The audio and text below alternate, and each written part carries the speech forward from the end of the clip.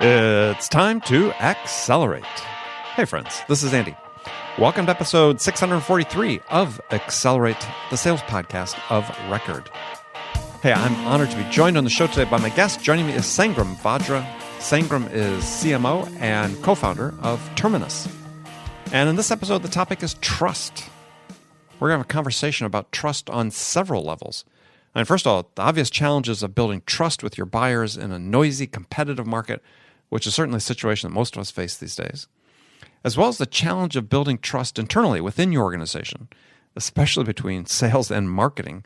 And Sangram is going to share what Terminus is doing to build that trust, or what they've done, and talk about how they align the interests of their sales and marketing teams around some common goals, not only to share accountability to each other, but also to the company to achieve these goals.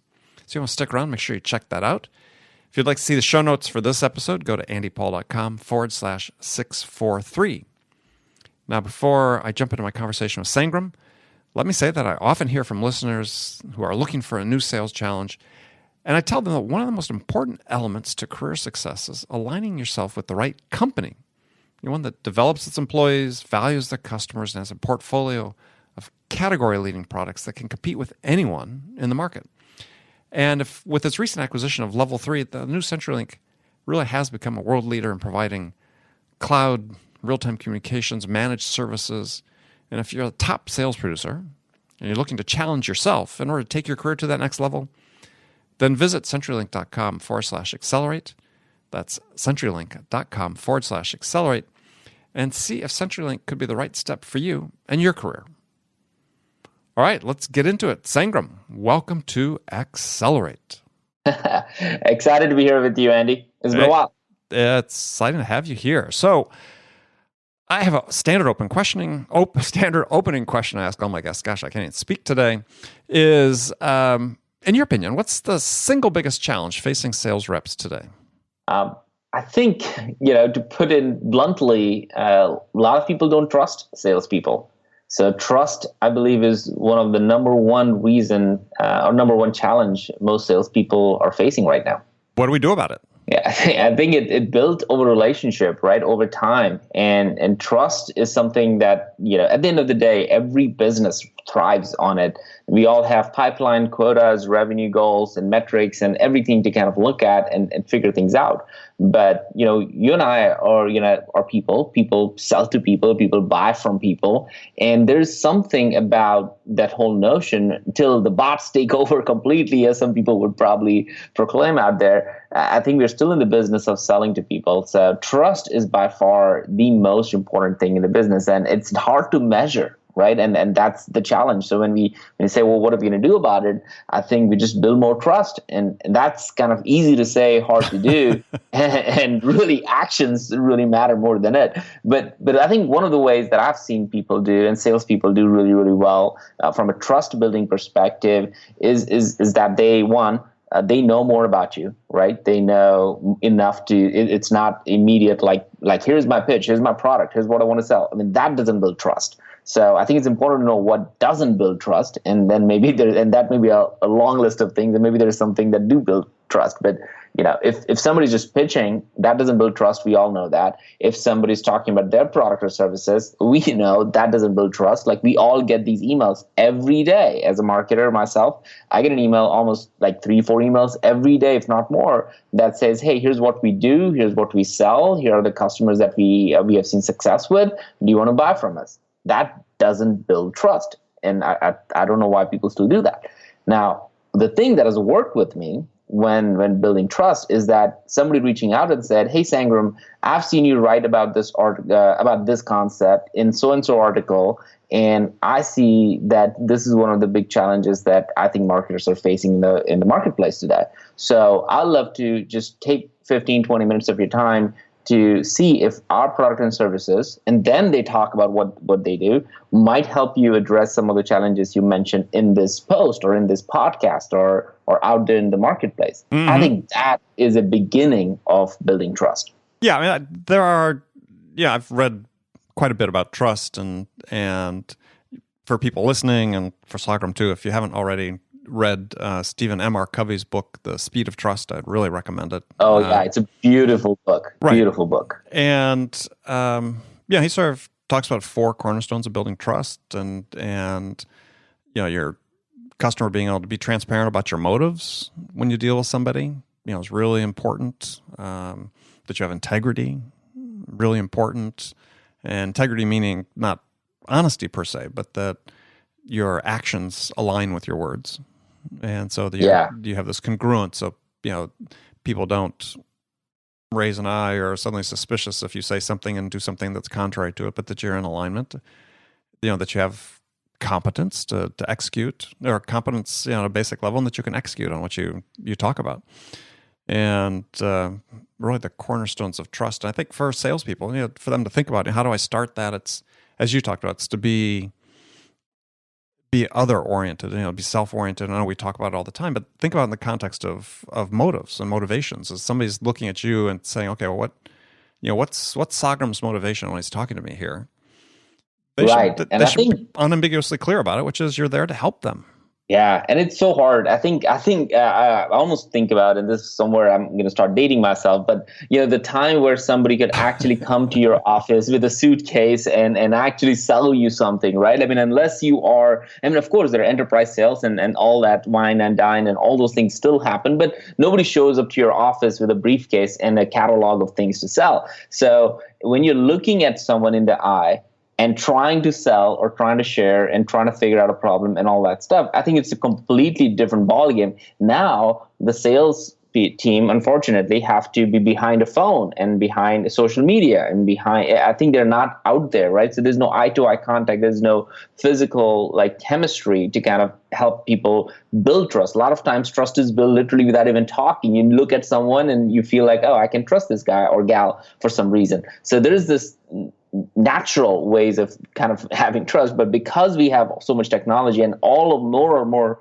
of the conversations are either happening over emails or a phone call or just over social media, you're not seeing the other person, and that can be a big reason why you're not building trust. So I've seen some of at Terminus, but also at other companies where they would just start sending videos now, because videos is the next best thing to being in person. So and I think that is all. It's not just a new channel. People think about, oh, now instead of emails or in addition to email, I'll also do video. Well, it's not that. It's really, if you go to the bare bone brass tacks, why are people doing videos, or why people get engaged on video better than email? I think that's because you can now look in the other person's eye and you can kind of feel a sense of okay, that's a human. I can trust that person and I can and potentially buy from this person. So that likability factor really starts when you have that one-on-one conversation. Yeah, I think I agree with you. I mean, to a degree, let's say, as I believe the channel that you use can help, right? If you're going to start using video to communicate, I mean, that certainly gives you a sense of that sort of face-to-face. But I think that people overestimate the differences over the last 10, 15, 20 years. You talked about people don't showing up with briefcase anymore. Well, I can tell you, when I started my sales career, which was 40 years ago, I did most of my prospecting on the phone. I mean, I had a period of my career when I first got started. We had to go out and make 30, 40 cold calls a day in person. Wow. Okay. So I did that for a long time. But then after that, I mean, I give people examples. I spent 15 years selling, large complex communication systems worth millions of dollars. I did all my prospecting over the phone. Right. So, and it has working, and you've been able to build trust through phone. You build trust with the phone. So to me, I think, and we talked about, the being transparent with your motives and your agenda. That can get communicated through the phone almost as well as it can in person, right? If you're truly sincere that what you're there to do is to help somebody. And I relate the story when it's early in my career. I went out on a sales calls. It was my first job. I'd been there for, less than a year at this point. Went out on some sales calls with the most senior guy in the office because he was just crushing it. I thought, okay, I want to learn what he's doing. And so we walk up to we go out and drive to this office park. We're in the San Francisco Bay Area, and we get out and just go knock on doors in this office park. And we get to the first door, and there's a big sign on the front of it that says, "No salespeople." or no salesman at the time. There was no salesman. Oh, man. And yeah, I'm new and so on. And he just opens the door and walks right in. And the receptionist says, did you read the sign on the door? He goes, I did. He says, well, I'm not here to sell you anything. I'm here to help you. And he says, I help businesses grow their sales profitably. Yeah. And she just stopped. Wow. And she just stopped. Yeah, because she was used to kicking everybody like him out. But it wasn't just a line. He believed it. See, this is the thing I took from this was that I learned is that with this guy, his name is Gary. Gary had grown up, his parents I think had owned a furniture store. And so he'd grown up in retail, helping people buy furniture for their homes and so on. And every soul of his being, he believed that he was there to help them, not to sell them something. And so for me, it's like this incredible lesson early in my career. It's like, oh, that's what this is about. Yeah, it's so powerful, right? If you believe in something and your eyes or your conversation over phone or email or whatnot, I think you're just going to be more confident because you believe in something. And your confidence in itself can change the conversation. Okay, well, this person really believes that this is going to work for us. So if he believes, even though I don't know if it's going to really work, but because his belief is so strong, maybe I'll give it a shot. And that's where I think a lot of the conversations begin. Exactly. So what's the root of passion? The root of passion is confidence, right? You can be passionate about this idea of helping someone and the product and service you're selling, right? Because you've got confidence. You've got confidence in your knowledge. You've got confidence in your knowledge of the customer and the product and the value it provides and so on. That's where that passion comes from. And that's freeing. And I think part of the passion comes... I'm sorry, go ahead. No, I'm just kind of thinking about like this confidence and belief system. I think at the core of the trust, the whole conversation around trust is really feels like the confidence and belief system is really at the root of it. And if you have that, I think that's where you can build trust. So I love that building blocks. I'm glad you shared that.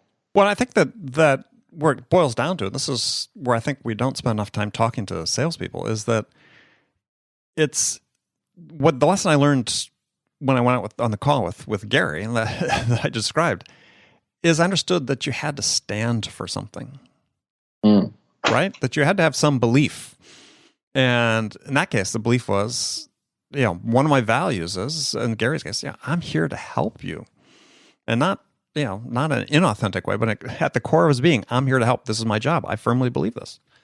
And we don't talk to people in sales enough about what do you believe in? What do you stand for? And if you're really solid in your beliefs and your value system, then again, that something helps communicate confidence, translates to passion. I'm here to help you, whether it's on the phone or in person. People begin to sense that. And it's the thing that, to me, that all builds up into your character, right? So they sense your character. And that, speaks to your motives and your integrity. Your character speaks to all those things. So the four cornerstones we talked about. It's very powerful. And so, I think one of the areas where I started to feel like, why do salespeople, if you want to go that route, we're like, well, why do salespeople just don't inherently have the confidence and belief system? And I think what I've seen is a lot of times they don't believe in their own product.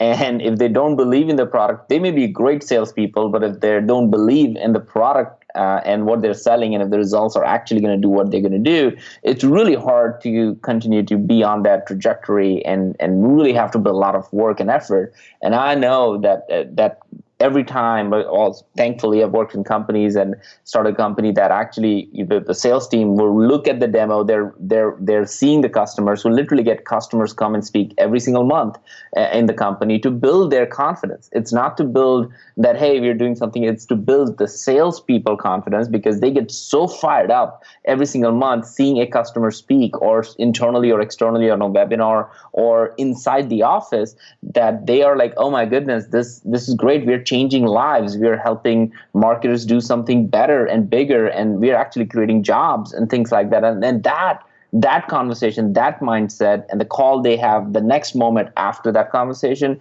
is always so amazing to listen to, because they are just full of passion and love for the product. Yeah, and I would take it one layer deeper even still, which is because I agree with you that confidence coming from understanding that customers are getting value from the products that you're selling and they're loving them is they need to understand, like I said, their own values first. Yeah. And even to the point where they sit down and write them, because what they're afraid of, the lack of confidence comes from, they're afraid people are going to challenge them on those values. Right? Is if you tell your peers, I'm here to help the customer. And you communicate that you're really embodying it. It's an authentic value that you have.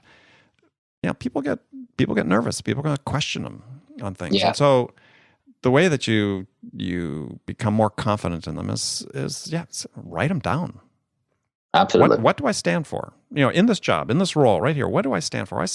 Do I stand for helping the customer? Do I stand, for, integrity and write it down and then share it with somebody. I mean, that's the thing is, we got to be a little bit of vulnerability is really good. Share it with somebody. Maybe this is part of what sales leaders need to do is, in a meeting is let's talk about our values. And, there are books been written about this in sales is, this is a crucial step in building a sales team as we have shared values. Yeah, I love that. I think one of the things that we have done at Terminus is every single person who gets hired, and this is something newer tradition, we actually have the team or the person go through Strength Finder. And that has helped the team recognize, oh, this person is good at this, right? Like, because some of this is like, it's hard to start even a conversation on it, right? Like, oh, so what are your values, right? It's hard, and everybody has this mask of things like, well, I don't want to say I'm this or that. So it's hard, especially if you're new in the organization and things like that. So people, unfortunately might fake it until they make it. So the Strength Finder is one of the examples or one of the ways that I've seen people are able to, okay, so you're good at this. This is great. So that in and itself builds confidence. Okay, yeah, I'm good at this. It clearly shows I'm good at this. And now it opens up a deeper conversation to your point, Andy. Like, okay, so, well, why are you good at this? Like, why is it that makes you good at X, Y, and Z, whatever that is that the Strength Finder kind of pops out. And that really makes people have a much deeper, stronger conversation as a team to know and work together well as a team as well. Yeah, I mean, there's a hundreds probably, right? These kind of tests. Yeah, but there's a favorite quote of mine, and I've said it before on the show, but it's from I don't know if you're a football fan at all, but from my favorite football coach of all time, a guy named Vince Lombardi, who coached the Green Bay Packers back when I was growing up, first Super Bowl champions ever, and it's got this. He was incredible deep thinker about developing people and their capabilities and as human beings, not just as players. And he has this quote that's almost like a poem. It's called "Winning is a Habit," but it has this interesting progression. I'll just give it to you. He said, "Watch your thoughts; they become your beliefs. Watch your beliefs; they become your words. Watch your words, they become your actions. Watch your actions, they become your habits. Watch your habits, they become your character." Wow. And you just see how that so just logically builds, right? We may have thoughts, but are we conscious about how we're using those thoughts and translating those into our belief system, our values? And we're taking our beliefs and putting them down in words and saying, hey, this is what I stand for. And then, we have this inherent natural desire as humans to really be congruent with our thoughts and be consistent with our thoughts and our actions. So, once we've written them down in words, are we taking actions that are congruent with those? And if we are consistently practicing those, they become our habits. And that defines who we are as a person. Man, I love that. I have this written down on mine. I was just going through my diary. Well, where is it? We have written down the bottom of one of those pages, and I don't know where I heard this. It's just the three words: thoughts become things, and that's it. And and somebody said that, and you gave me a much deeper kind of full process. So that's pretty cool. I'm going to kind of write it down later on, listening to this again. Yeah, well, I can send you the quote. That's fine. Yeah, that's phenomenal. It's like what your thoughts are, they will become your things at some point, and you like it or not. So you need to control your thoughts or understand your thoughts at a minimum, so you can understand where you're going. But I love that whole process that you just went through, because habits is what really makes and builds the later on the character in the process, because you're going to just reflect on each of those things as almost a journey. Yeah, and so when you think about your character being the culmination a little bit of that journey, is so when you first interact, getting back to our conversation, whether on the phone or whatever methodology you use, when you first interact with that potential buyer, they're going to sense that character. Yeah. It's going to come through. Yep. You can't hide. You can't hide from it, or you can't hide from it for long, right? Too long, yeah. And the thing about perceptions is that these first perceptions are so strong and so sticky. And the research has gone through this a number of times. Is we're not even aware of the fact that we're forming these perceptions of other people. They're happening, what the psychologists call precognitive perceptions. But what the research found is that we're loath to change our perceptions of somebody once we formed them, even if we're given evidence to the contrary. Yep. I love that. So this first interaction, really key. And so having your values in line, understanding what you stand for, how that translates into your selling, that gets communicated right away. So, yeah, good stuff to talk about. Well, let's shift the focus a little bit, because we were going to talk about sales marketing alignment. And I'd like to get into that in the time we have remaining, is because this is what a passion of Terminus is, obviously. Yep. Business is built on that. So on one of your podcasts, which I'll give you a chance to talk about your podcast in a bit, is you talk about this initiative you had at Terminus to really solidify your sales marketing alignment, what you call a one-team initiative. So what can you share with us a little bit about that? Yeah. So #1team, right? I think it just became a thing. We were our executive team. We were just at an offsite trying to recognize what the industry has kind of changed and how Terminus is changing. And as we've brought in a lot of people, we're like, okay, let's look at our vision again and see where it's going. And we started to kind of poke around the vision. The vision is to unify the world's go-to-market teams, like every single go-to-market team in any business out there in the world. So like, how do we unify these go-to-market teams? And we peel the onion a little bit, like, well, who are these go-to-market teams? Typically, it's marketing and sales, and typically it has been sales. And now lately with the sales and marketing alignment, marketing and sales. And if you really think about it, it's really marketing, sales, and customer success at a minimum. And then the rest of the teams are supporting those go-to-market teams. So it just came about as #1team. And that just became one of our core values now in the company. So people would just talk about it. So what it really means from a marketing and sales alignment, to specifically answer your question, it means that sales and marketing have one number. And that has completely fundamentally changed the way we operate as a business. So the marketers or the marketing team do not have a lead goal, do not have number of leads or opportunities or anything like that. They have the same exact number as the sales team. So which means that the company has the same exact number. So that what that allows is that every week when sales and marketing meet, and obviously meet more often than that, but every week when we meet, we have a one-team meeting where we are looking at of the tier 1, tier 2, and tier 3 accounts that we want to penetrate. What percentage of those accounts we are penetrating as a team, and marketing needs to support that, sales needs to come back to that. So we both are always looking at what percentage of the accounts that we want to go after are we able to engage and penetrate. And that has fundamentally changed the way we look at sales and marketing. So our sales and marketing, this is a question I have to ask. Of course. A little bit of a provocative question, but so is sales and marketing still separate organizations? Well, I mean, they are in terms of the craft that you have to have for both the organizations, but they are, at the end of the day, everything is aligned when you're aligned with a number and a mission.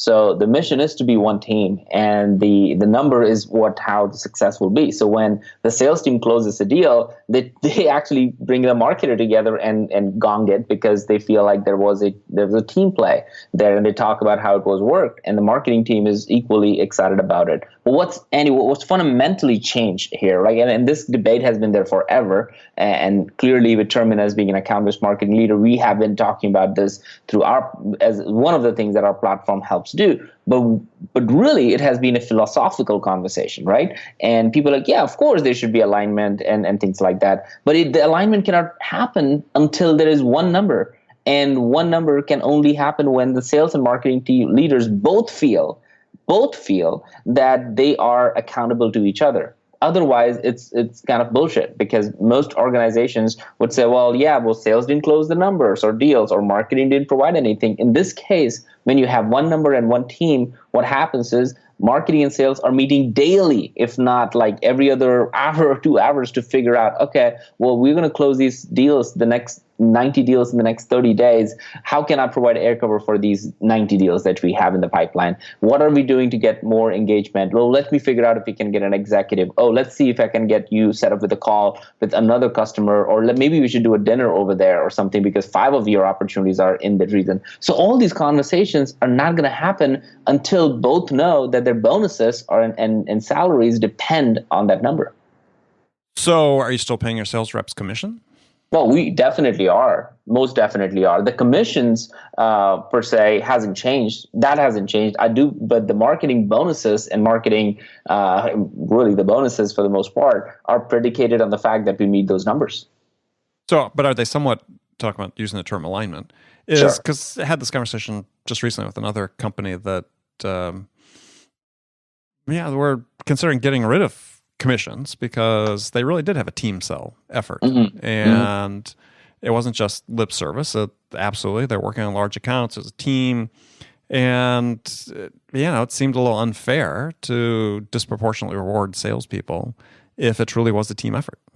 Now, I think there's a debate on this, right? And I don't know if there is a clarity yet. And I think it's going to mature at some point. I think it really depends on the size of the deal. If every single deal, so majority of our customers are like mid-market and we're moving towards enterprise. So let's say we become 100% only enterprise sales. I think maybe there is some conversation to be had on that, because then you only have like 100 companies to sell to. So so the volume is not there to have more commission-based business. Marketing and sales need to just be working together and can probably share commission.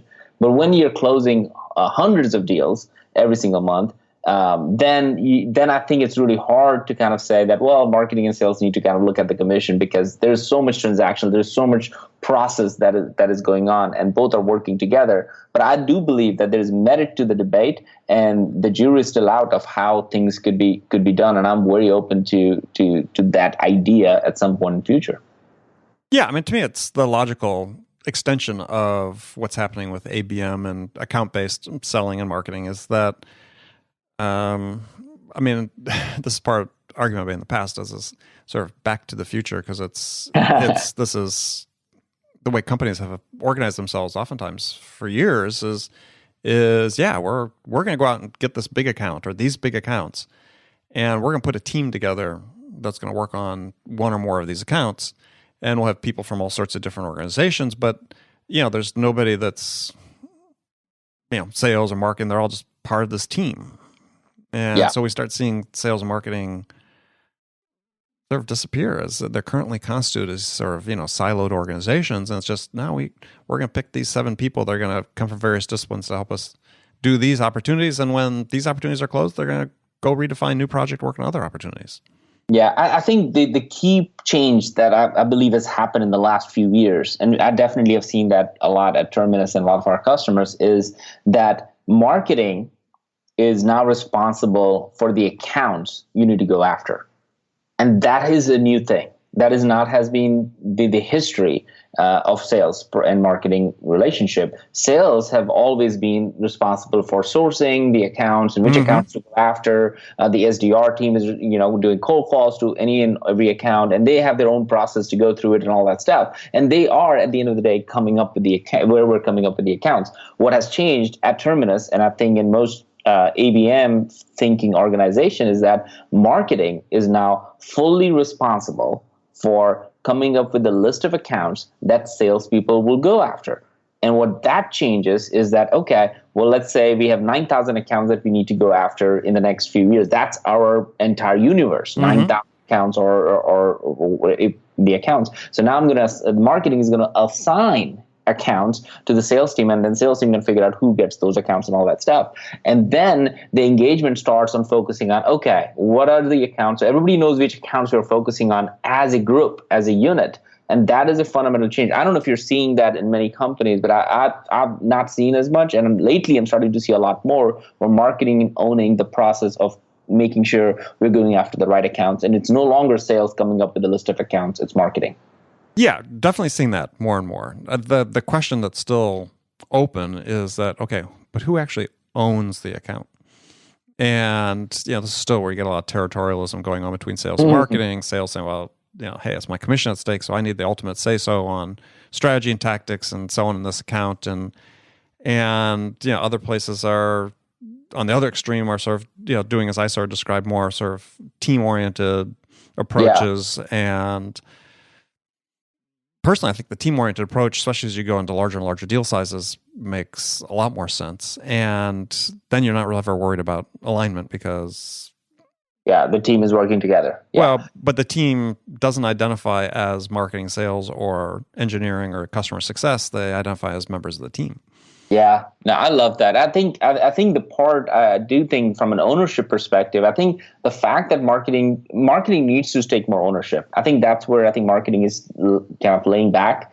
And I think marketers, as a marketer myself, I feel like we have kept the behind the eight ball. We have not helped sales as an organization in most cases to really be successful. We're creating blogs and ebooks and content and all that stuff, but because we're not focused on the accounts or maybe do not feel the ownership of the account, I feel like that it's an easy way for marketers to kind of point fingers at sales. So I feel like the more marketing starts taking ownership of the account, the more better and strategic campaigns they can do, and almost making sure that, well, sales, you are the master of your craft of closing deals. That is your job. Marketing, your job is to come up with the right accounts, making sure that the messaging is right, and let the craft, everyone needs to play in their craft and do it. And I think that's something that takes a while and cannot be done overnight. Yeah, one thing that always complicates it is the fact that commissions.